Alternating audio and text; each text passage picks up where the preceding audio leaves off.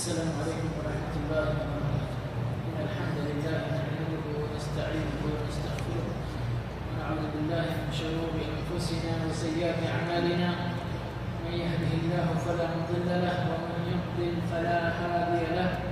وأشهد أن لا إله إلا الله وحده لا شريك له وأشهد أن محمدا عبده ورسوله. ثم بعد، فإن خير الحديث كتاب الله وخير الهدي هدي محمد صلى الله عليه وسلم وشر الأمور محدثاتها وكل محدثة بدعة وكل بدعة ضلالة وكل ضلالة في النار.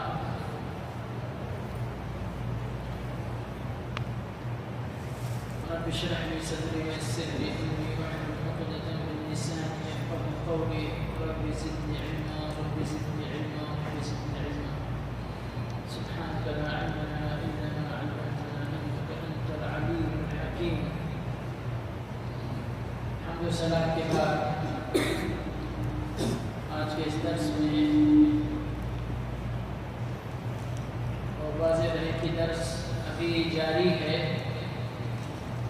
صلاۃ کے احکام کے سلسلے میں، اور اس میں بھی عیدین کی نماز کے احکام بیان کیے جا رہے ہیں۔ عیدین کی نماز کے سلسلے میں پہلی حدیث آج کے اس درس میں وعن ام عطیہ رضی اللہ عنہا قالت امرنا ان نخرج العواتق والحیض في العيدين يشهدن الخير ودعوة المسلمين وتعتزل الحيض المصلى. متفق عليه. ام عطیہ رضی اللہ تعالی عنہ سے روایت ہے، فرماتی ہیں کہ ہم لوگوں کو حکم دیا گیا کہ ہم نکالیں نوجوان اور یعنی لڑکیوں کو اور حتیٰ کہ حیض والی خواتین کو، ان خواتین کو بھی جو حالت حیض میں ہوں، MC کی حالت میں ہوں، ان کو بھی فی العیدین، ان کو بھی عید کی نماز کے لیے یا عیدگاہ کے لیے نکالنے کا حکم دیا گیا۔ کیا کریں گی وہ جا کر؟ یشہدن الخیر ودعوت المسلمین، وہ اس دن کے اندر جو خیر اللہ رب العالمین نے مسلمانوں کے لیے رکھا ہے، اس خیر کو حاصل کریں گی، حاضر ہوں گی خیر کی اس مجلس میں اور مسلمانوں کی دعاؤں میں۔ لیکن ایک ملاحظہ ہے، وہ آخر میں ہے وَتَعْتَزِلُ الْحُيَّضُ الْمُصَلَّى، لیکن وہ خواتین جو حالت حیض میں ہوں گی وہ نماز کی جگہ سے الگ ہوں گی، یعنی نماز جب مسلمان پڑھیں گے تو وہ نماز میں مسلمانوں کے ساتھ شریک نہیں ہوں گی، بلکہ وہ الگ بیٹھیں گی، لیکن جب مسلمان دعا کریں گے تو ان کی دعاؤں میں شریک ہوں گی۔ عواتق کا لفظ ہے، یہ عاتق کی جمع ہے، جس کے معنی ہوتے ہیں وہ دوشیزائیں، وہ نوجوان یا جوان لڑکیاں۔ عربوں کے اندر اس عمر کے اندر جو لڑکیاں ہوتی تھیں ان کے پردے کا عام عورتوں کے مقابلے میں کچھ خاص ہی اہتمام کیا جاتا ہے، اور اس اہتمام کی ایک شکل آپ کو بتاؤں کہ جب بچی جوانی کے دہلیز پہ پہنچ جاتی تو اس وقت سے لے کر اس کو گھر کے ایک کونے میں بٹھا دیا جاتا پردے میں، یہاں تک کہ وہ گھر کے افراد سے بھی کسی حد تک کٹ کر رہا کرتی جب تک کہ اس کی شادی نہیں ہوتی۔ اس کو کہتے ہیں ذوات الخدر، اور اللہ کے نبی صلی اللہ علیہ وسلم کی صفات میں سے ایک صفت ہے کہ آپ کے اندر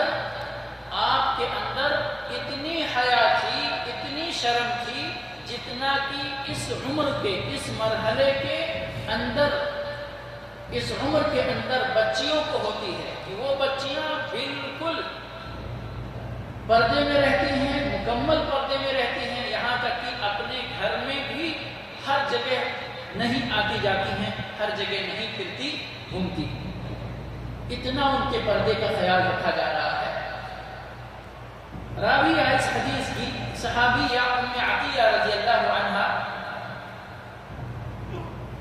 اس گروپ کو اور اس عمر کی بچیوں کو بھی عیدگاہ کی طرف نکالنے کا نبی صلی اللہ علیہ وسلم کی طرف سے حکم صادر ہونے کا بیان بطور خاص کر رہی ہیں، اور اس کا ایک مقصد ہے۔ اس کا مقصد یہ ہے کہ ہمارے جن بھائیوں کے یا جن مسلمانوں کے دلوں کے اندر یہ بات پائی جائے کہ عورتوں کے خواتین کے پردے کا تقاضا یہ ہے کہ وہ عیدگاہ نہ نکلیں، تو یہ ان لوگوں کے سامنے وضاحت ہے کہ رسول اکرم صلی اللہ علیہ وسلم کے دربار سے ہم لوگوں کے لیے یہ حکم صادر ہوا ہے کہ ہم اس عمر کی باپردہ لڑکیوں کو بھی گھر میں نہ چھوڑیں بلکہ ان کو بھی عیدگاہ لے کر جائیں۔ دوسرا جو لفظ ہے حیض، یعنی حیض والی عورتیں، عام طور پر نماز کے لیے کس کو نکالا جاتا ہے؟ کون جاتی ہیں مساجد؟ جو نماز پڑھنے کے لائق ہوتی ہے نا، اور سب کو مسئلہ معلوم ہے کہ حالت حیض میں خاتون کے لیے نماز پڑھنا حرام ہوتا ہے، ناجائز ہوتا ہے۔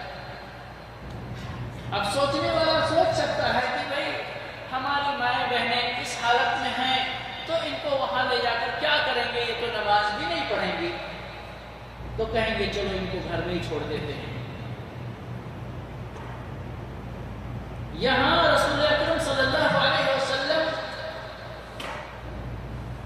اس جماعت خواتین کو بھی حکم دے رہے ہیں کہ یہ بھی عیدگاہ جائیں، اور اس حکم کے اندر یہ وضاحت یا یہ اشارہ پوشیدہ ہے کہ جب اس طرح کی نوجوان لڑکیوں کو بھی جن کو ان کے گھر والے بالکل گوہر کی طرح، موتی کی طرح حفاظت سے گھر میں رکھتے ہیں، ان کو بھی نکال کر عیدگاہ پہنچایا جا رہا ہے، وہ خاتون جو نماز کے لائق بھی نہیں ہیں ان کو بھی گھر سے نکال کر عیدگاہ پہنچایا جا رہا ہے، تو پھر وہ خواتین جن کے سامنے اس طرح کی کوئی رکاوٹ نہیں ہے، بھلا ان خواتین کے سلسلے میں نبی صلی اللہ علیہ وسلم کا حکم کیا ہو سکتا ہے؟ کیا ان کے لیے کسی طرح کی رخصت، کسی طرح کی گنجائش پائی جاتی ہے کہ وہ عیدین کے موقع پر عید الفطر اور عید الاضحیٰ کے اندر گھر میں بیٹھی رہیں، عیدگاہ نہ جائیں، اس بہانے سے کہ اس میں بے پردگی ہے، اس میں گھر سے باہر نکلنا پڑتا ہے، اور ایسے اور ویسے کوئی یہ وضاحت یعنی بڑی ہی اہم وضاحت ہے کہ اللہ کے نبی صلی اللہ علیہ وسلم نے اگر اس طرح کی خواتین کو گھر سے نکل کر عیدگاہ پہنچنے کا حکم دیا ہے تو پھر جن کے ساتھ اس طرح کا کوئی عذر نہیں ہو بدرجے اولا ان کے لیے رسول اکرم صلی اللہ علیہ وسلم کا حکم ہے کہ وہ گھر سے نکل کر عیدگاہ جائیں۔ مقصد کیا ہے؟ فرمائے آج کا دن خیر کا دن ہے، آج کا دن مسلمانوں کو اللہ کی طرف سے جائزہ ملنے کا، جزا ملنے کا، انعام ملنے کا دن ہے۔ اللہ رب العالمین کی طرف سے جو انہوں نے رمضان کے پورے مہینے میں محنت کی ہے، مشقت کی ہے، روزہ رکھا ہے، قیام اللیل کیا ہے، قرآن کی تلاوت کی ہے، صدقہ کیا ہے، خیرات کیا ہے، اور متعدد جو نیکیاں کی ہیں ان کا بدلہ ملنے کا دن ہے آج۔ اگر آج یہ گھر میں بیٹھی رہ جائیں گی تو مسلمان جب مل کر دعائیں کریں گے، اللہ رب العالمین سے گڑ گڑا کر دنیا اور آخرت کا خیر اور بھلائی طلب کریں گے، تو یہ گھر میں بیٹھ کر ان دعاؤں میں شرکت کرنے سے محروم رہ جائیں گے۔ تو اس لیے ایسی خواتین کو بھی نکلنا چاہیے. جب ایسی خواتین کو نکلنا ہے تو دیگر خواتین بدرجہ اولا اس حکم کے اندر شامل ہوں گی. البتہ وضاحت موجود ہے کہ حیض والی خواتین نماز میں شرکت نہیں کریں گی، اس لیے کہ نماز ان کے لیے حرام ہے. امرنا، صحابی جب یہ صیغہ استعمال کرے حدیث بیان کرتے ہوئے کہ امرتو یا امرنا، تو یہاں حکم دینے والا ہے. اس کا ترجمہ اگر ہم کریں لفظی کہ ہم لوگوں کو حکم دیا گیا کہ ہم لوگ ایسی ایسی خواتین کو عیدگاہ کی طرف لے جائیں، نکالیں. اب حکم دینے والے کا ذکر یہاں نہیں ہے، لیکن آپ کو معلوم ہے کہ صحابہ کرام کو دینی حکم دینے والی ذات کون ہو سکتی ہے اس وقت؟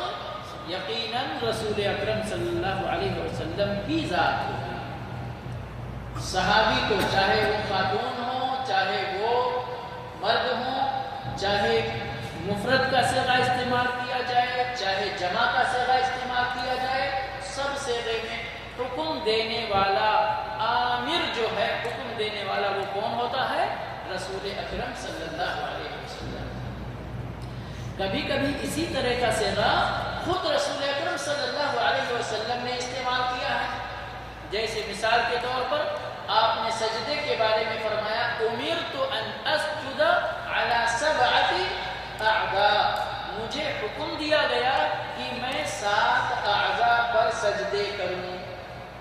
یہاں حکم دینے والا کون ہے؟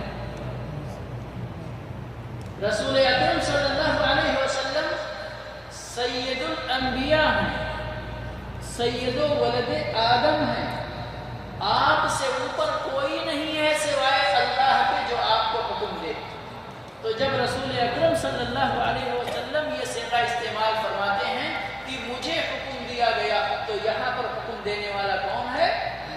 اللہ عز و جل. صحابی جب کہے تو حکم دینے والے رسول اکرم صلی اللہ علیہ وسلم، اور یقیناً رسول اکرم صلی اللہ علیہ وسلم کا حکم کس کا حکم ہے؟ اللہ رب العالمین کا حکم ہے. لیکن جب رسول اکرم صلی اللہ علیہ وسلم خود یہ صیغہ استعمال کرنے کی مجھے حکم دیا گیا، تو وہاں اس وقت حکم دینے والا اللہ رب العالمین ہوتا ہے.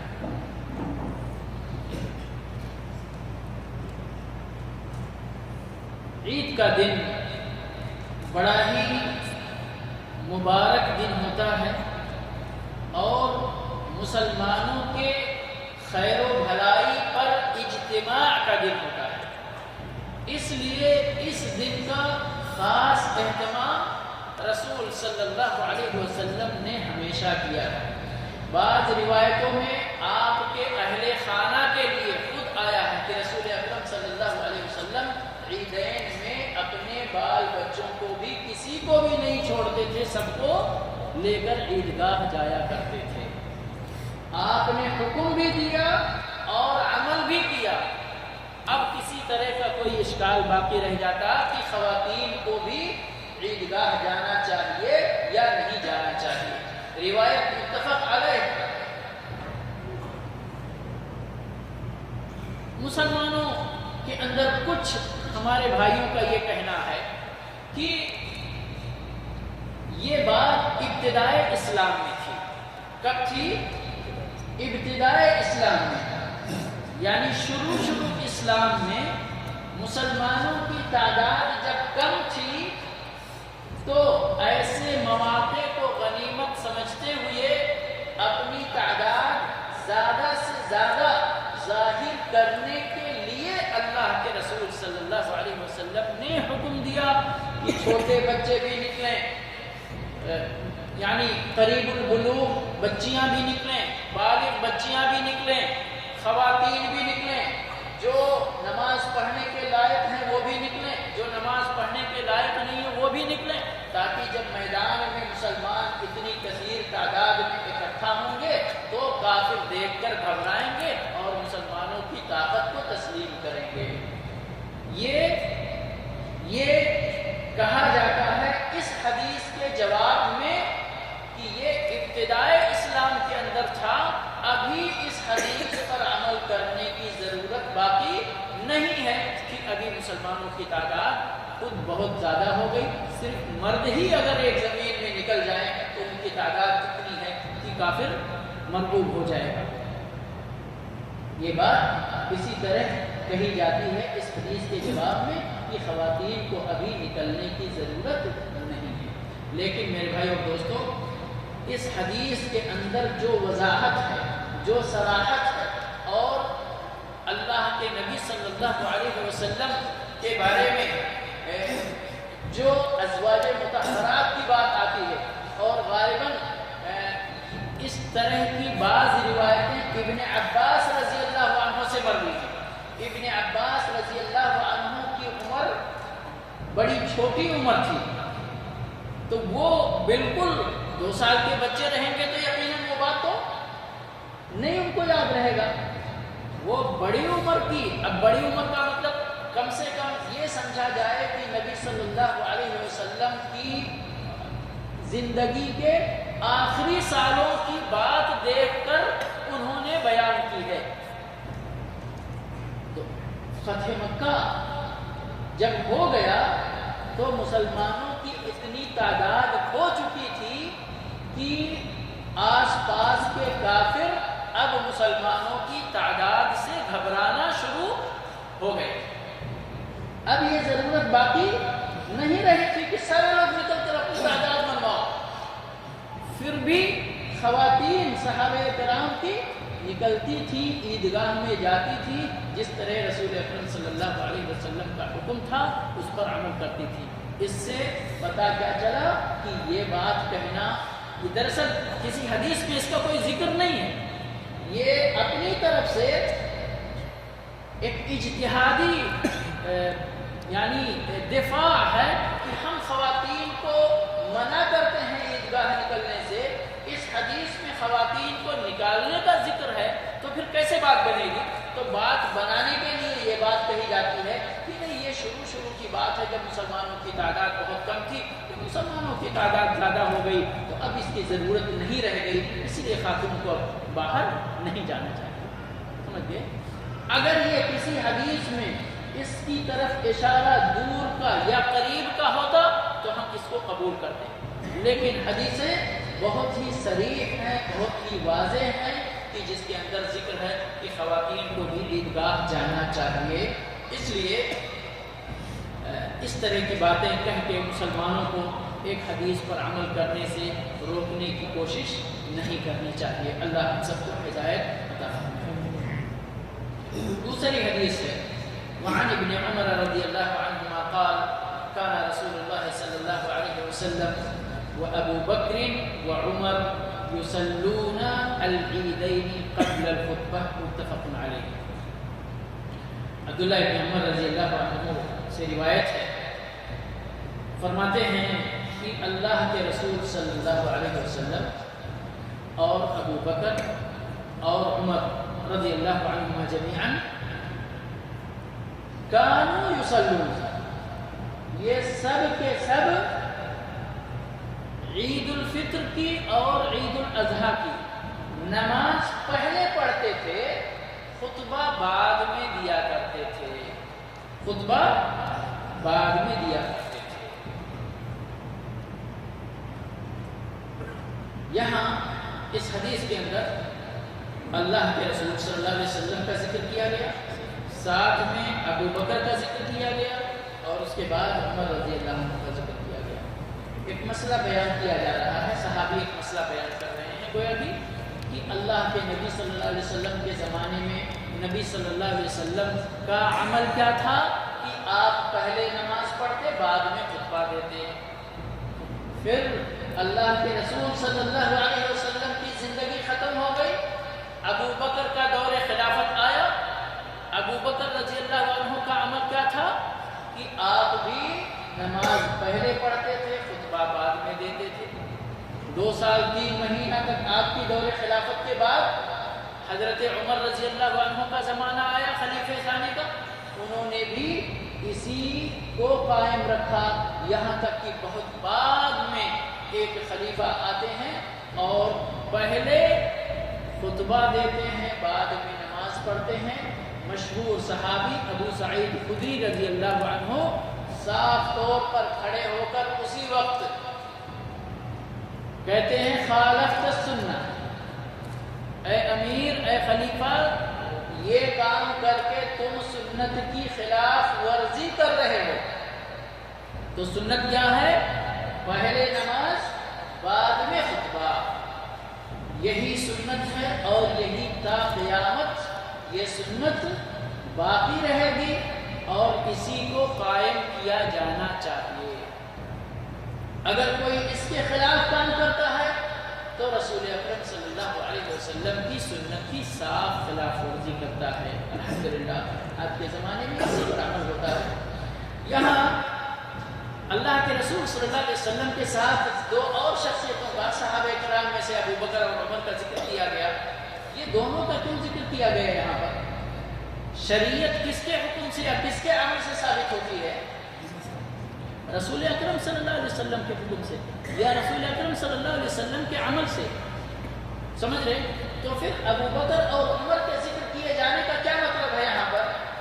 یاد رکھیں میرے بھائی اور دوستو، صحابی کے یہاں ان دونوں شخصیتوں کو ذکر کرنے کا مطلب یہ نہیں کہ اس شرعی حکم کو ثابت کرنے کے اندر حضرت ابو بکر یا عمر کا کوئی دخل ہے، نہیں۔ یہ حکم ثابت ہوا کس کے عمل سے؟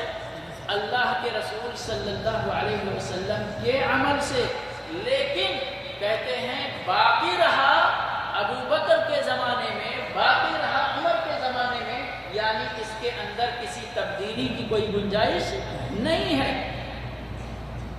اس کو نہ ابو بکر نے بدلا، نہ عمر نے بدلا، نہ ان کے بعد کے بہت سارے خلفاء نے بدلا۔ اگر کوئی بعد میں آ کر ان جلیل القدر صحابہ کرام خلفائے اربع کے بعد اگر کوئی یہ کام کرتا ہے تو اس کا مطلب وہ سنت کی خلاف ورزی کرتا ہے، اس لیے کہ اگر اس کو تبدیل ہونا تھا تو ابو بکر کو کرنا چاہیے، عمر کو کرنا چاہیے، کسی نے نہیں کیا۔ اس کا مطلب یہ ہے کہ رسول اکرم صلی اللہ علیہ وسلم کا یہ قائم کیا گیا یہ مسئلہ، یہ حکم اسی طرح بدستور بعد کے صحابہ کرام نے اس کو جاری رکھا اور یہ حکم باقی ہے اور تا قیامت باقی ہے۔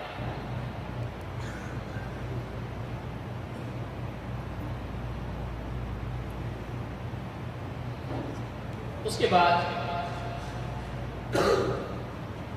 جو روایت ہے ابن عباس رضی اللہ عنہ کی روایت ہے، وعن ابن عباس رضی اللہ عنہما ان النبی صلی اللہ علیہ وسلم صلى يوم العيد ركعتين لم يصلي قبلهما ولا بعدهما اخرجه السبعة۔ عبداللہ ابن عباس رضی اللہ عنہما سے روایت ہے، فرماتے ہیں کہ نبی اکرم صلی اللہ علیہ وسلم نے عید کے دن صرف 2 رکعت نماز، صرف 2 رکعتیں نماز ادا فرمائی، لم یصلی قبلها ولا بعدها، نہ اس سے پہلے کوئی نماز پڑھی اور نہ اس کے بعد کوئی نماز پڑھی۔ یعنی عیدین میں، عید الفطر اور عید الاضحیٰ کے موقع پر 2 رکعت جو روزانہ نماز عید الفطر یا عید الاضحیٰ کی ادا کی جاتی ہے، اس سے پہلے کوئی نفل نہیں پڑھی جائے گی اور نہ اس کے بعد کوئی نفل پڑھی جائے گی، اور نہ اس سے پہلے، جیسا کہ آگے کی حدیثوں میں آ رہا ہے مسئلہ، نہ اس سے پہلے اذان کہی جائے گی اور نہ اقامت کہی جائے گی۔ بعض روایتوں میں آتا ہے کہ اللہ کے نبی صلی اللہ علیہ وسلم جب عیدگاہ میں جاتے تھے تو سب سے پہلے جو عمل شروع کرتے تھے وہ آپ نماز کی ادائیگی شروع کرتے تھے۔ تو لم یصلی قبلہما ولا بعدہما، یعنی جس طرح اور نمازیں ہیں 5 وقتہ نمازیں، اور جمعہ بھی انہی 5 وقتہ نمازوں میں شامل ہے کہ قبلی اور بعدی سنتیں پڑھتے ہیں ہم، تو اس طرح عیدین کے اندر کوئی سنت نہیں ہے۔ اب اگر کوئی بندہ عیدگاہ میں جا کر سنت پڑھنا شروع کر دیتا ہے تو اس کو کہیں گے کہ اس نے سنت کی خلاف ورزی کی ہے۔ بعض علماء نے کہا مشکل ہے، پڑھ سکتا ہے۔ کہاں ممانعت ہے؟ کہاں ممانعت ہے؟ تو میرے بھائی اور دوستو یاد رکھیں، عبادات کے سلسلے میں ممانعت کا انتظار نہیں کیا جائے گا کسی کام سے رکنے کے لیے، بلکہ کسی حکم کا صادر نہ ہونا ہی اس کام کی ممانعت کے لیے کافی ہے۔ عبادات توقیفیہ ہیں۔ توقیفیہ کا مطلب یہ ہے کہ ہم وہ عبادت کریں گے ہی اس وقت جب اس کا حکم ہم کو اللہ اور اس کے رسول کی طرف سے ملے گا، نہیں حکم ہے تو وہ عبادت نہیں کریں گے۔ اب اللہ کے نبی صلی اللہ علیہ وسلم، صحابہ کرام، سارے لوگ پوری زندگی عیدگاہ جا کر صرف 2 رکعت نماز ادا کرتے ہیں، اور ہم آج آ کر کہتے ہیں کہ ہم کو منع تو نہیں کیا گیا ہے اس لیے ہم پڑھیں تو کیا مشکل ہے؟ مشکل ہے۔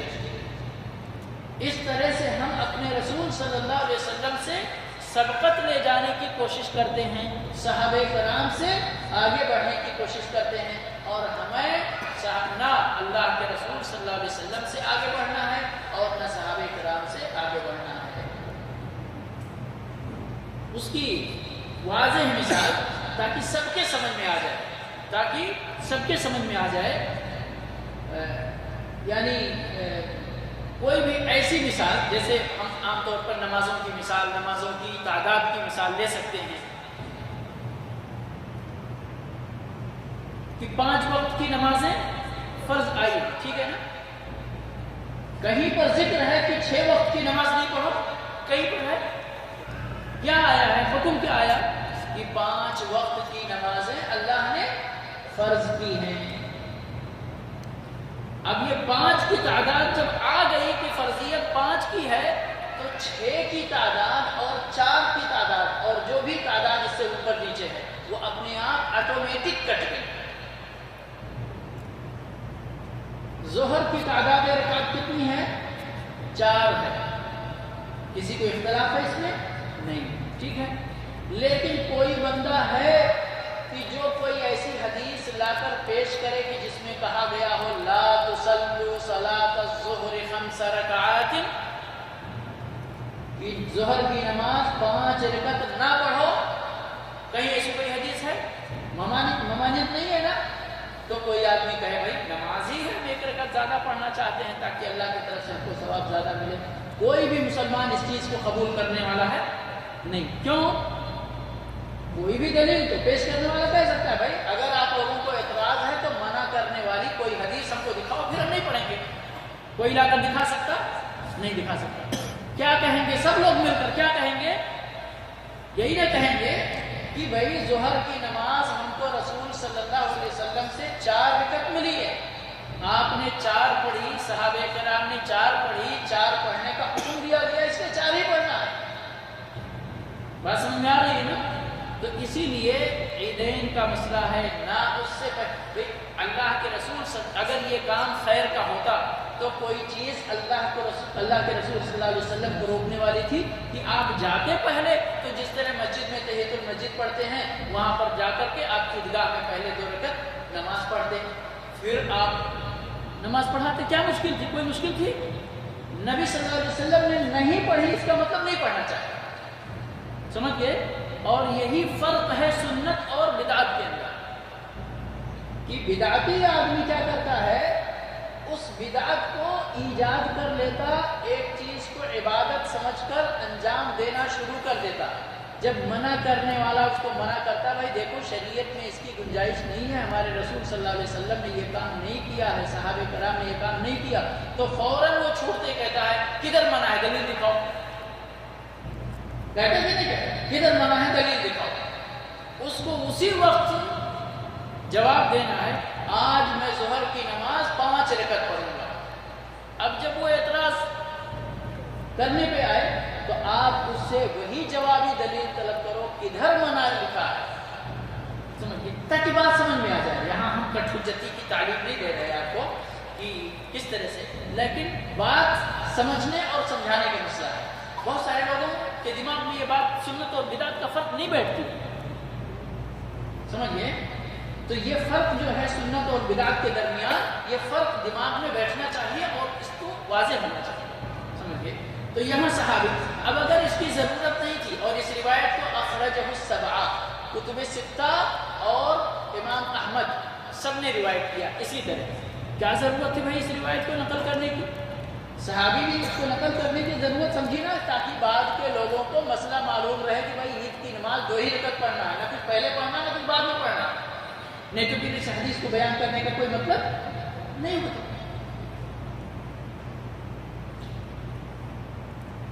بعض روایتوں میں عیدگاہ کے سلسلے میں یاد رکھیں، عیدگاہ کے سلسلے میں یہی ایک ہی مسئلہ ہے کہ اس سے پہلے نہ کوئی سنت ہے اور نہ اس کے بعد کوئی سنت ہے. لیکن بعض روایتوں میں آتا ہے کہ اللہ کے رسول صلی اللہ علیہ وسلم جب عید سے واپس گھر آتے تھے تو آپ صلی اللہ علیہ وسلم 2 رکعت سنت گھر پر ادا کرتے. اس طرح کی حدیث آئی ہے اور علماء نے جمع کیا ہے اس حدیث ان حدیثوں کو، اور اس سے مسئلہ اب یہاں منع ہے اور وہاں 2 رکعت پڑھنے کا ثبوت مل رہا ہے. تو یہ ان دونوں کے درمیان یہ ہوا کہ عیدگاہ کے اندر تو قطعاً کوئی 1 رکعت نماز بھی 2 رکعت کے علاوہ نہیں پڑھنا، لیکن اگر کوئی بندہ گھر آ کر 2 رکعت نماز پڑھنا چاہتا ہے تو رسول صلی اللہ علیہ وسلم کی سنت موجود ہے، پڑھ سکتا ہے. لیکن اس کو عیدین کی سنت نہیں بنانا چاہیے، اس لیے کہ اس کی کوئی دلیل نہیں، اس لیے کہ اس کو رسول صلی اللہ علیہ وسلم تو عمومی طور پر یعنی اس سنت کے بارے میں بھی کہا جاتا ہے کہ آپ صلی اللہ علیہ وسلم گھر آتے تو ویسے ہی آپ سنت خاص طور پر صبح کے یعنی اشراق کی نماز بھی آپ پڑھتے تھے، چاشت کی نماز بھی آپ پڑھتے تھے اور ویسے بھی بہت ساری نمازیں، تو اس کو عام سنت پر محمول کیا جائے. لیکن بہرحال چونکہ اللہ کے رسول صلی اللہ علیہ وسلم نے عیدگاہ سے واپس آ کر نماز پڑھی ہے تو ہم تو نبی صلی اللہ علیہ وسلم کی سنت کا انکار کرنے کی تعلیم نہیں دیں گے. کوئی پڑھنا چاہتا ہے تو پڑھے آتا ہے، لیکن عیدگاہ کے اندر ایسی کوئی نماز نہیں پڑھنی ہے. وعن ابی سعید دوسری روایت ہے، وعن ابی سعید رضی اللہ تعالی عنہ قال كان النبي صلى الله عليه وسلم لا يصلي قبل العيد شيئا فإذا رجع إلى منزله صلى ركعتين رواه ابن ماجہ بإسناد حسن. یہی روایت ہے جس کی بنیاد پر کہا گیا ہے اور بعض علماء نے دونوں کے درمیان اتفاق پیدا کرتے ہوئے کہا ہے کہ عیدگاہ میں قطعاً نہیں پڑھنا، لیکن گھر آ کر اگر کوئی شخص پڑھنا چاہتا ہے تو ہم اس کو منع نہیں کریں گے، اس کے اس عمل کو بدعت نہیں کہہ سکتے، اس لیے کہ ہمارے رسول صلی اللہ علیہ وسلم نے پڑھا ہے.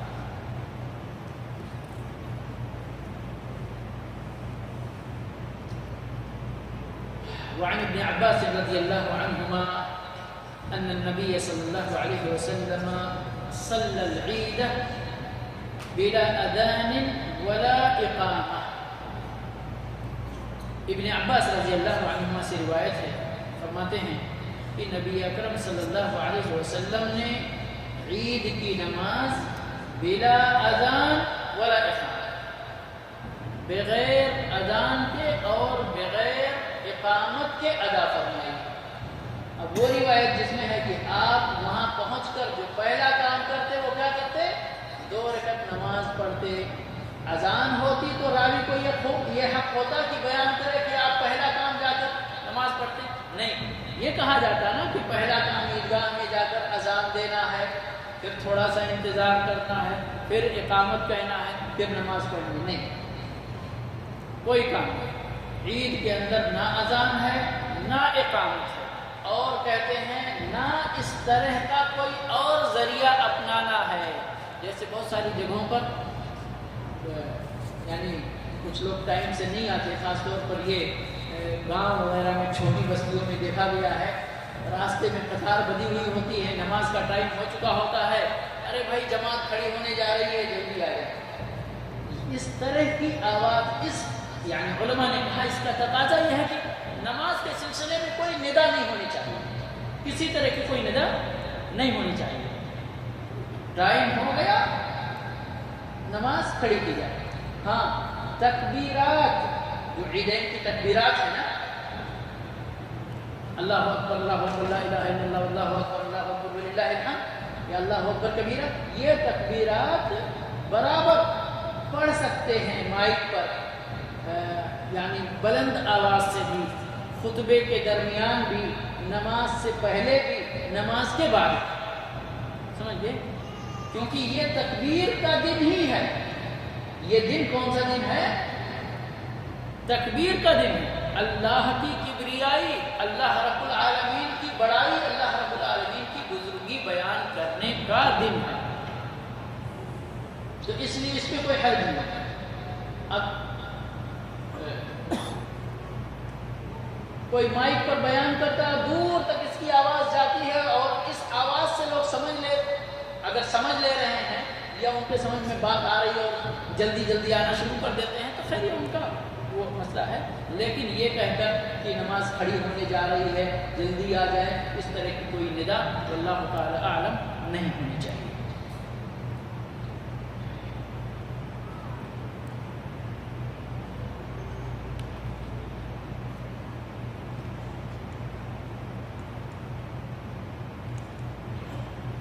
انشاءاللہ آج کے درس میں اس بات کو ختم کرنا چاہتا ہوں۔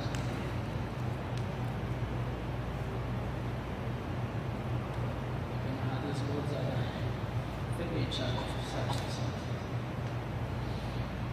ابو سعید خدری رضی اللہ عنہ سے روایت ہے، فرماتے ہیں کہ اللہ کے نبی صلی اللہ علیہ وسلم کان النبی صلی اللہ علیہ وسلم یخرج یوم الفطر والاضحى الى المصلى وأول شيء يبدأ به الصلاة ثم ينصرف فيقوم مقابل الناس والناس على صفوفهم فيعظهم ويأمرهم، متفق عليه۔ ابو سعید خدری رضی اللہ عنہ سے روایت ہے کہ نبی اکرم صلی اللہ علیہ وسلم عید الفطر میں اور عید الاضحیٰ میں عیدگاہ کی طرف نکلتے تھے اور سب سے پہلی جو چیز شروع کرتے وہ نماز ہوتی، پھر کیا کرتے؟ ثم ينصرف، نماز سے فارغ ہو کر آپ چہرہ لوگوں کی طرف کرتے، آپ رخ پھیر لیتے، یعنی پہلے قبلہ کی طرف آپ کا رخ ہوتا اور جب نماز سے فارغ ہو جاتے تو آپ کا رخ لوگوں کی طرف ہو جاتا، مقابل الناس والناس على صفوفهم، لیکن لوگوں کی کیا کیفیت ہوتی؟ لوگ اپنی اپنی صفوں کے اندر اپنی جگہ بیٹھے رہتے، اٹھتے نہیں۔ آج کی طرح آج جیسے ہی نماز ختم ہوتی بہت سارے بھائی ہمارے بھولے بھالے، اللہ سب کو ہدایت دے، آدھی مسجد خالی ہو جاتی ہے تقریباً۔ پہلی بات مسجد میں عید پڑھنا یہ بھی خلاف سنت ہی ہے، لیکن اس کو مجبوری کا نام دیں یا کون سا نام دیں، جو بھی نام دیں، بہرحال آج کل نمازیں ہو رہی ہیں مسجدوں کے اندر، لیکن نماز ہوتے ہی جو ملاحظ ہے، جو نوٹ کیا جاتا ہے کہ آدھی مسجد خالی ہو جاتی ہے، لوگ ضرورت نہیں سمجھتے، اور اسی مخالفت کی وجہ سے مروان ابن حکم نے جو شروع کیا تھا خطبہ پہلے نماز بعد میں، وہ مصلحت ہی خاص طور پر وہاں اس وقت کی بات یہ بتائی جاتی ہے کہ عوام اپنے امراء کو بہت زیادہ پسند نہیں کرنے لگے تھے، تو ان کی بات سننا بھی نہیں چاہتے تھے، تو اس لیے اٹھ کر چلے جاتے تھے۔ لیکن آج کیا، آج تو خطیب صاحب ہوتے ہیں جو ہمیشہ سال بھر خطبہ دیتے، وہی عام طور پر عید کی بھی نماز پڑھاتے، ہماری ان سے ان کی کوئی ذاتی دشمنی نہیں ہوتی، لیکن ہم اللہ اور اس کے رسول صلی اللہ علیہ وسلم کی بات ہی نہیں سننا چاہتے تھے۔ لیکن وہاں کہنے کا مطلب یہ ہے کہ لوگ نماز پڑھ کے فوراً بھاگنا چاہتے، تو کیا کیا گیا؟ کہا ٹھیک ہے تم بھاگو، ہم دیکھتے کیسے بھاگتے ہیں، ہم خطبہ پہلے دیں گے، نماز بعد میں پڑھائیں گے، تو نماز کے لیے تو بیٹھو گے ہی بیٹھو گے، سمجھے؟ تو ایک چیز مسلمانوں نے چھوڑا تو دوسری چیز امام نے چھوڑا، سمجھ گئے؟ خطبہ سننے کی سنت مسلمانوں نے ترک کیا، تو خطبہ بعد میں دینے کی سنت امام وقت نے چھوڑ دیا، سمجھ گئے؟ ہو سکتا ہے دونوں اس گناہ میں شریک ہوں، لیکن جو بھی ہے کم از کم آج تو ہمیں بیٹھنا چاہیے، وہی آدھا گھنٹہ ہمارے لیے بھاری ہو جاتا ہے، بلکہ آدھا گھنٹہ بھی خطبے نہیں، یہاں 20 منٹ 15 منٹ مشکل سے ہوتے ہیں، جو بہت لمبا دیتا ہے وہ 20-25 منٹ دیتا ہے، نہیں تو 12 منٹ 13 منٹ 15 منٹ کا خطبہ ہوتا ہے۔ یعنی وہ کیا چیز ہوتی ہے جو اس وقت نماز سے فارغ ہوتے ہی ہم کو مسجد سے باہر لے کر جاتی ہے۔ تو علی کل حال سنت کیا ہے کہ والناس علی صفوفہم، لوگ اپنی، یہ ان الفاظ کا ایک مطلب ہے سمجھیے، وہ یہ کہ کوئی اپنی جگہ سے حرکت نہیں کرتا، جو جہاں بیٹھا ہے اپنے سب کو اسی طرح بیٹھا ہے۔ حرکت صرف کس کی نقل کی گئی ہے یہاں پر؟ رسول اکرم صلی اللہ علیہ وسلم کی حرکت نقل کی گئی ہے کہ آپ کا رخ قبلے کی طرف ہوتا، قبلے سے آپ رخ پھیر لیتے لوگوں کی طرف ہو جاتا، اور کوئی حرکت منقول نہیں۔ پھر آپ کیا کرتے؟ یعظہم، ان کو وعظ اور نصیحت کرتے، ان کو شرعی احکام سناتے، سمجھ گئے؟ یہی مقصد ہے خطبہ کا، چاہے وہ خطبہ جمعہ ہو یا خطبہ عیدین۔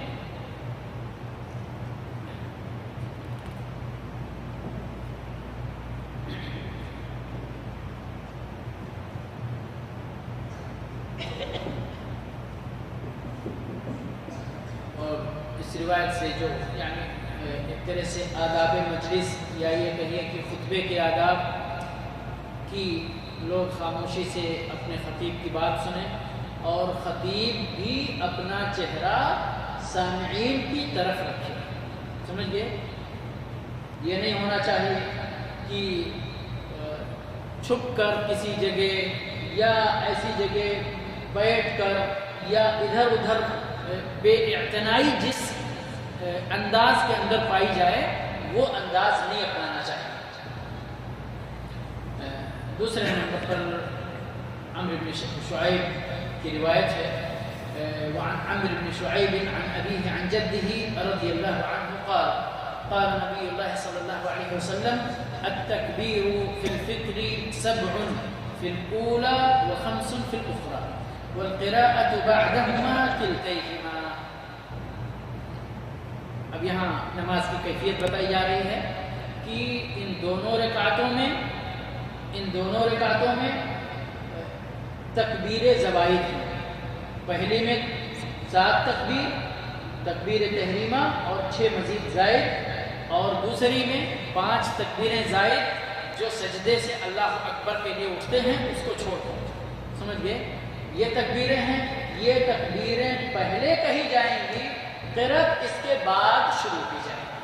رہی بات دعائے ثنا کی، تو اس کو بندہ چاہے تو تکبیر تحریمہ اور تکبیر زوائد کے بیچ میں پڑھے، اور چاہے تو مؤخر کرے اس کے سلسلے میں، لیکن قرأت یقیناً پہلے تکبیرات زوائد پڑھنا ہے، اور اس کے بعد پھر سورہ فاتحہ، پھر اس کے علاوہ جو مسنون صورتیں ہیں، سبح اسم ربک الاعلیٰ ہے، اور اسی طرح سے هل اتاک حدیث الغاشیہ ہے، اس طرح یا کوئی بھی اور صورت پڑھ سکتے ہیں۔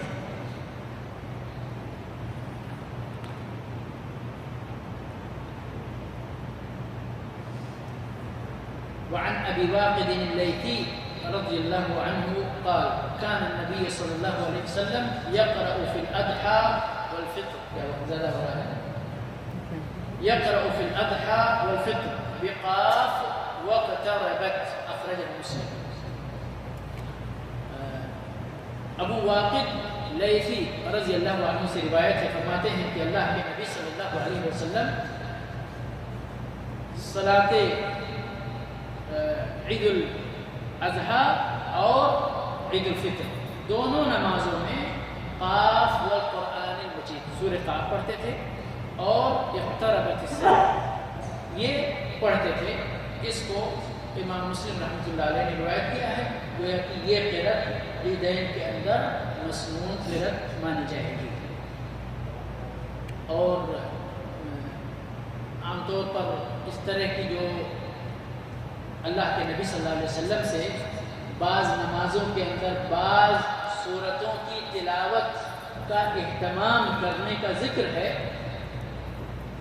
حقیقی اور باریکی حکمت تو اللہ کو معلوم ہے، لیکن علماء نے عام طور پر ان صورتوں کے اندر ان کے معنی کی جامعیت، کسی کے اندر عقیدے کی بات زیادہ کی گئی ہے، کسی کے اندر اس طرح سے یعنی مسلمانوں کے لیے اس کے اندر وعظ اور نصیحت زیادہ ہے، اس لیے آپ صلی اللہ علیہ وسلم ایسے موقعوں پر ان صورتوں کی تلاوت کرتے تھے تاکہ یہ صورتیں سارے لوگ سن لیں اور سب تک یہ صورت پہنچ جائے، سب تک یہ وعظ نصیحت کی باتیں پہنچ جائیں۔ وعن جابر رضی اللہ عنہ قال كان رسول الله صلى الله عليه وسلم إذا كان يوم العيد خالف الطريق، أخرجه البخاري ولأبي داود عن ابن عمر نحوه۔ کہتے عید کے دن نبی صلی اللہ علیہ وسلم جب عیدگاہ جاتے تھے اور جب عیدگاہ سے واپس آتے تھے تو سنت کیا تھی آپ کے اس آنے جانے کے اندر کہ ایک راستے سے جاتے تھے اور دوسرے راستے سے واپس آتے تھے۔ راستہ تبدیل کرنا عید الفطر اور عید الاضحیٰ کے لیے عیدگاہ جانے اور آنے کے لیے یہ نبی صلی اللہ علیہ وسلم کی سنت سے ثابت ہے، ہمیں بھی اس پر عمل کرنا چاہیے۔ آج کل اگر آپ گاڑی سے جا رہے ہیں، مثال کے طور پر یہ مسجد ہے، آئے ہیں ادھر سے تو ایک چکر مار کر ادھر سے چلے جائیں، سنت آپ کو خود مل جائے گی انشاءاللہ۔ پیدل جا رہے ہیں تو بھی اس گلی کے بجائے اس گلی سے آپ چلے جائیں گے۔ اور واللہ اعلم اس کے اندر جو علماء نے حکمت بیان کی ہے کہ یہ تکبیر بیان کرنے کا دن ہے، اللہ کی تکبیر، اور یہ آپ سب کو معلوم ہے کہ ہماری زبان سے جو اللہ کے اذکار نکلتے ہیں، سبحان اللہ ہو، الحمدللہ ہو، لا الہ الا اللہ محمد الرسول اللہ سے لے کر اللہ اکبر تک کچھ بھی، تو جو شجر و حجر جو سنتے ہیں انشاءاللہ قیامت کے دن سب ہمارے حق میں گواہی دیں گے۔ تو آپ ایک گلی سے اللہ اکبر پڑھتے آئے، دوسری گلی سے اللہ اکبر پڑھتے جا رہے ہیں، تو آپ کے گواہوں کی تعداد زیادہ ہو جاتی ہے یقیناً۔ لیکن آج ہم تکبیر ہی نہیں پڑھتے ہیں تو پھر گواہ کہاں سے ملیں گے؟ تکبیر پڑھنا چاہیے، تکبیر پڑھتے ہوئے سب سے بڑی سنت وہ تکبیر پڑھنا، پھر راستہ تبدیل کریں گے۔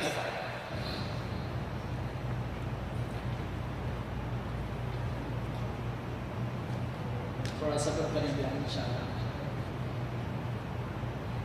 وعن انس رضی اللہ عنہ قال قدم رسول اللہ صلی اللہ علیہ وسلم المدینة ولهم يومان يلعبون فيهما فقال قد أبدلكم الله بهما خيرا منهما يوم الأضحى ويوم الفطر، أخرجه أبو داود والنسائي بإسناد صحيح۔ یہ ہمارے عید الفطر اور عید الاضحیٰ کی عظمت بیان کی جا رہی ہے اور اس کے اندر جو بھلائی اللہ رب العالمین نے رکھی ہے اس بھلائی کا ذکر ہے۔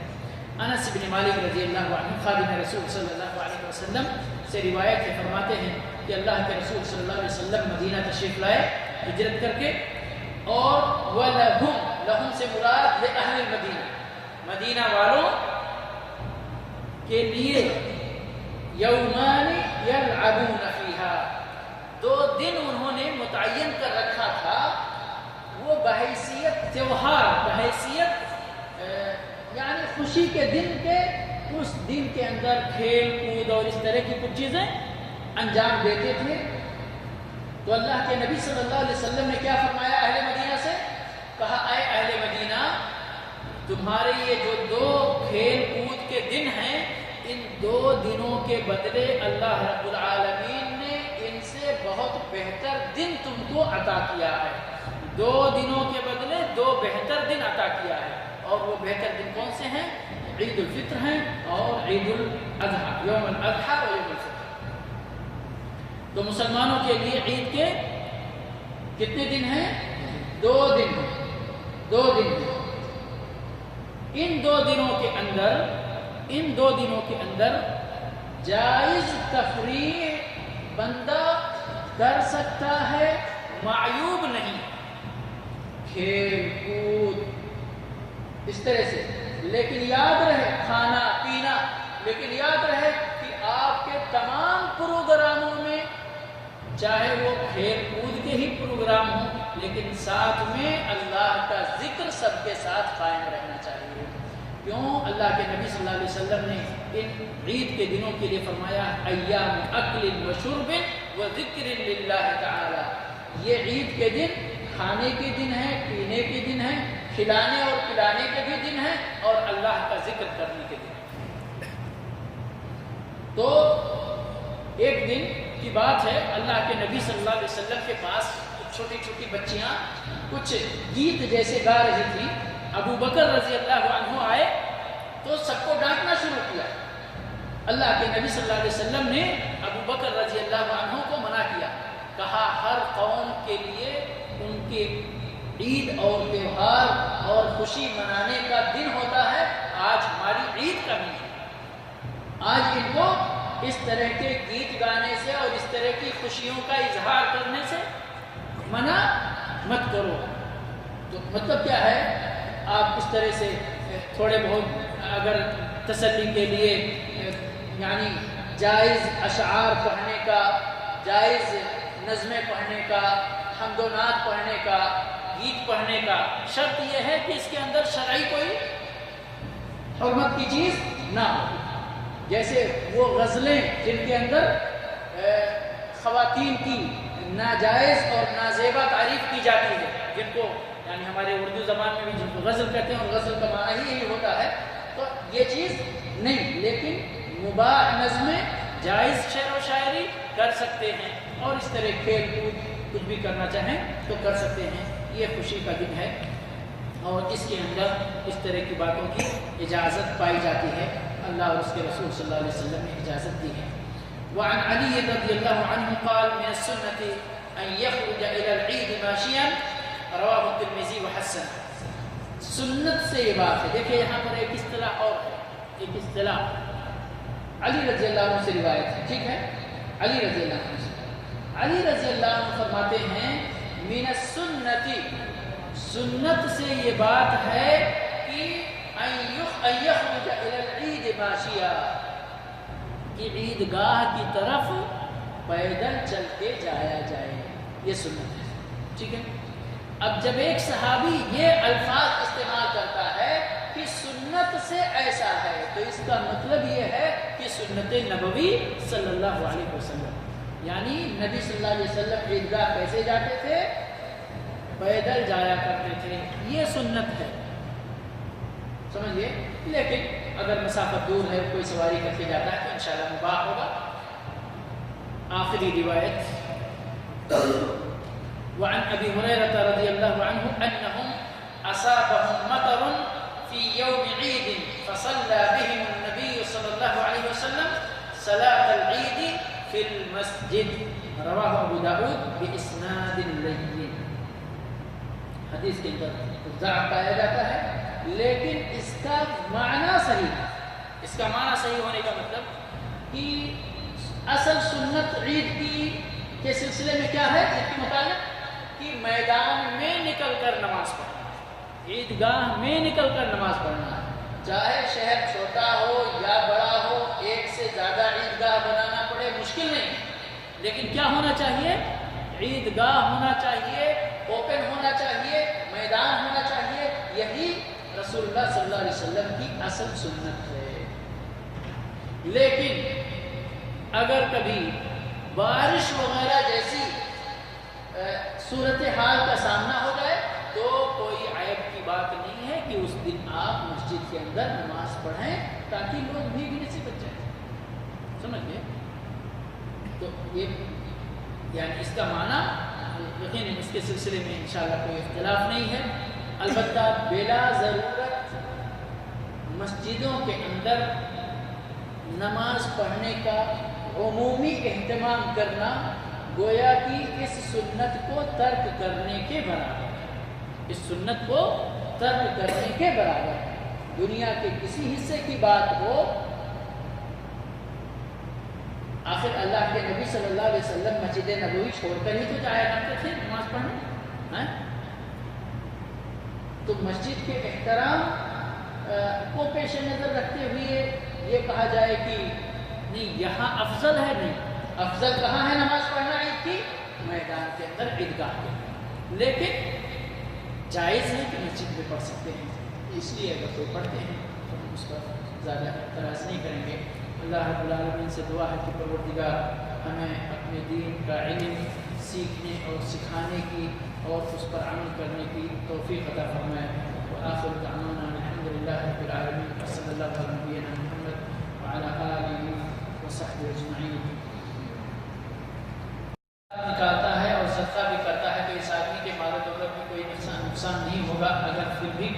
ہوتا ہے اس کا مطلب یہ ہے کہ اس کا معنی حرام ہے، کیا یہ بات صحیح ہے؟ وضاحت کیجیے۔ نہیں،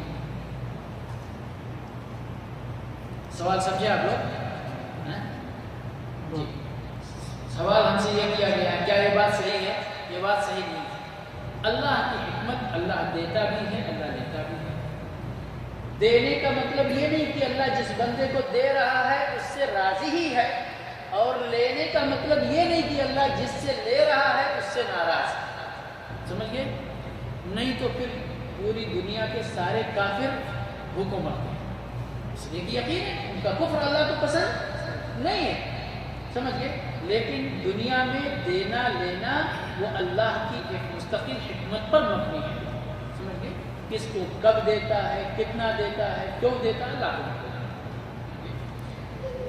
اور اگر ہم کوئی مالی نقصان پہنچے تو یہی سمجھنا چاہیے یا اللہ کا امتحان سمجھنا چاہیے؟ یقین اگر آپ اللہ کے دین پر قائم ہیں اور پھر بھی آپ کو کوئی دنیاوی مصیبت، اللہ دینی مصیبت سے ہم سب کو محفوظ کرتا ہے۔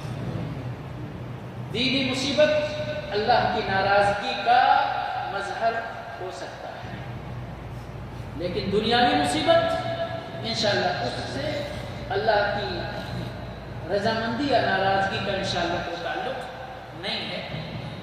لیکن اگر آپ دین پر قائم ہیں، جیسے ہونا چاہیے، پنج وقتہ نمازی، زکوٰۃ کی ادائیگی، ساری چیزیں جو ایک مسلمان کو کرنا چاہیے، پھر بھی اگر آپ کسی دنیاوی مصیبت کے اندر گرفتار ہوتے ہیں تو اس کو اللہ کی طرف سے آزمائش سمجھ کر برداشت کر جائیں، صبر کریں جیسا کہ صبر کرنا چاہیے۔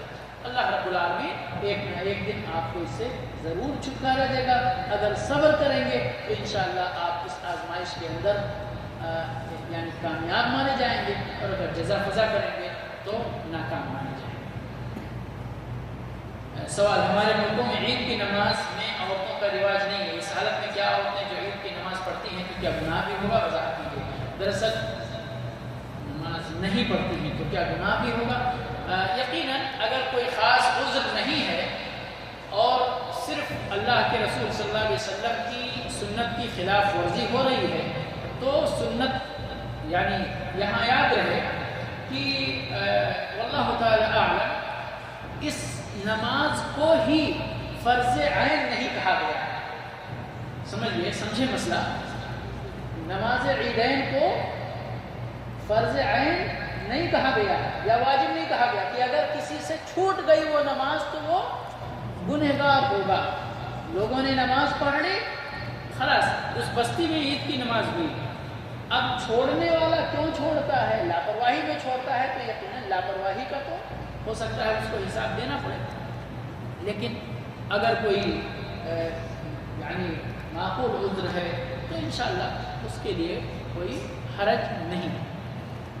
رہی بات خواتین کی، تو جب یہ چیز بذات خود یعنی فرض عین یا واجب نہیں ہے تو اگر کوئی خاتون نہیں جاتی ہے تو واللہ عالم خاتون کو اس نماز کے ترک کرنے کا گناہ میں نہیں سمجھ سکتا ہوں، البتہ سنت چھوڑنا نہیں چاہیے۔ یہ سنت اور اتنی تاکید کے ساتھ یہ سنت آئی ہے کہ اس کو ترک نہیں کرنا چاہیے، اور جہاں پر کم از کم ہم یہ بات تو سمجھ سکتے ہیں کہ جس خیر کو پانے کے لیے ہمارے رسول صلی اللہ علیہ وسلم نے ان تمام کو نکلنے کا حکم دیا، ہم اس خیر سے یا ہماری خواتین اس خیر سے محروم رہ جائیں گی، اور دنیا کے اندر خیر سے محروم رہنا بھی ایک بدنصیبی کی بات ہے۔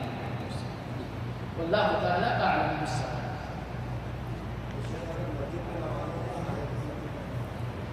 بعض علماء نے کہا کہ اگر آپ یعنی پہلے سے مسجد میں بیٹھے ہوئے ہیں تو سوال ہی پیدا نہیں ہوتا، مثال کے طور پر فجر کی نماز کے لیے آیا اور بیٹھ گئے، ٹھیک ہے، تو خلاص آپ تحیۃ المسجد پڑھ چکے ہیں، آپ کو پھر اس کے لیے کوئی سنت پڑھنے کی ضرورت نہیں ہے۔ بعض علماء نے کہا حتیٰ کہ اگر صرف آپ عید کی نماز پڑھنے آ رہے ہیں اور آپ کی یہ مسجد عیدگاہ کے بطور استعمال کی جا رہی ہے تو اس وقت تحیۃ المسجد بھی نہیں پڑھنا چاہیے، لیکن واللہ تعالیٰ عالم یہ بات صحیح نہیں ہے۔ اگر نماز مسجد میں ہو رہی ہے تو آپ کو تحیۃ المسجد مسجد پڑھنا چاہیے، اس لیے نہیں کہ آپ عید پڑھنے آئے ہیں، اس لیے کہ آپ مسجد میں داخل ہوئے ہیں، اس لیے کہ آپ مسجد میں داخل ہوئے ہیں۔ اور جس بندے کے یعنی جو بھی بندہ مسجد میں داخل ہو اس کے لیے ہمارے رسول صلی اللہ علیہ وسلم کا یہ حکم ہے کہ وہ 2 رکعت پڑھ کر ہی بیٹھے۔ یاد رہے یہاں پر کہ اگر آپ کو بیٹھنے کی ضرورت پڑ رہی ہے تو آئے جماعت کھڑی ہے تو خلاص مسئلہ ختم ہو گیا، یا آتے ہیں جماعت کھڑی ہو گئی تو کوئی مشکل نہیں ہے، لیکن آئے ہیں بیٹھنا ہے تو آپ کہتے ہیں مسجد پڑھ کر بیٹھیں۔ اگر آپ عورتیں گھر میں ہی نماز پڑھیں تو عید کی نماز واللہ عالم گھر میں نہیں ہوگی، گھر بھی نہیں ہوتی جی جی کسی کے لیے جی جمعہ کی نماز مسجد میں آ کر خطبہ سننا اور پھر نماز پڑھنا۔ کہتے ہیں خطبے جمعہ کی نماز کے لیے خطبہ شرط ہے، لیکن عیدین کے لیے خطبہ شرط نہیں ہے، اس لیے وہاں خطبہ بعد میں ہے اور جمعہ میں خطبہ پہلے ہے۔ یہ فرق ہے عیدین اور جمعہ کے اندر، لیکن گھر میں نہ عید کی نماز ہے اور نہ جمعہ کی نماز ہے۔ شیخ صاحب کوئی تاخیر ہو جائے یعنی فجر چھوٹ جائے اور وہ ڈائریکٹ عیدگاہ پہنچ جائے اور فجر کا وقت باقی ہے تو فجر کا وقت باقی ہے تو کیا وہ عیدگاہ میں فجر پڑھے گا؟ پڑھ سکتا ہے، عیدگاہ میں فجر پڑھ سکتا ہے، اس لیے کہ جعلت لی الارض مسجد مطہورا، ہمارے لیے پوری زمین مسجد ہے، سمجھ گئے کہ نہیں؟ تو آپ وہاں اگر فجر وقت باقی ہے اگر تو پڑھیں۔